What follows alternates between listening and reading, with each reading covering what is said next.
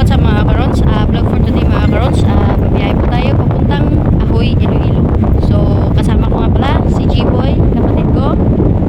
Yan. Kami lang dalawa. Pero yung isa namin kapatid ay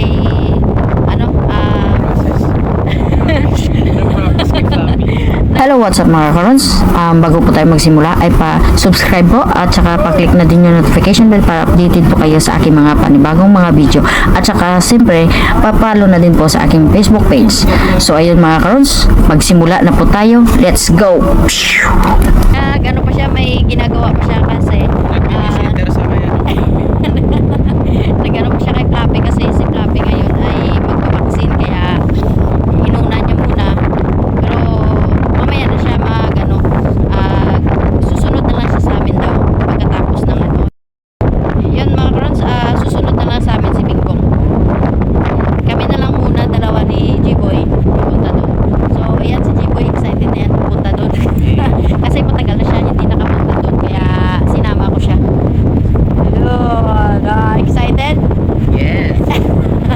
Excited siya mga karons. So maganda yung panahon mga karons, hindi masyado mainit kaya nandito kami nagtatambay dito sa labas kasi tingnan nyo yung panahon. Hangin pero hindi naman masyadong yung kanyang balud, tawag sa Tagalog dyan, basta alon, yun, hindi masyadong maalon mga karons. So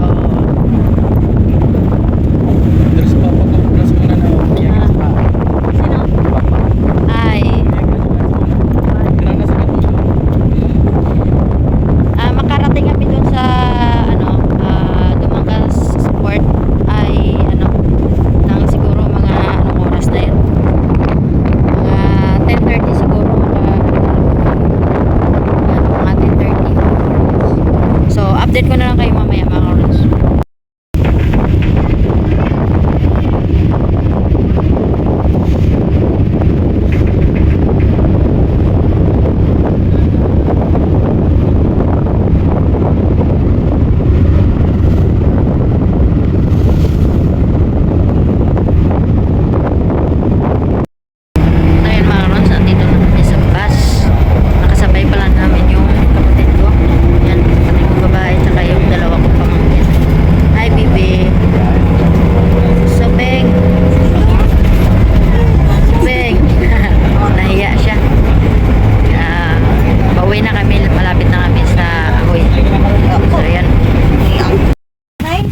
Sa wakas mga karons, nandito na kami sa aming bahay. Ay, nako. Grabe ang biyahe namin ng layo. No? Gahipi ng ilihawon tao. Kit-kit ay. Dalano. Te. Tika to. Itaw ko da. Itaw. Arin. Gabi. Layo ang layo ang kwan. Layo ang Ahoy. So yan mga karons, hanggang dito na lang. Paalam po. Bye-bye. Thank you for watching my vlog.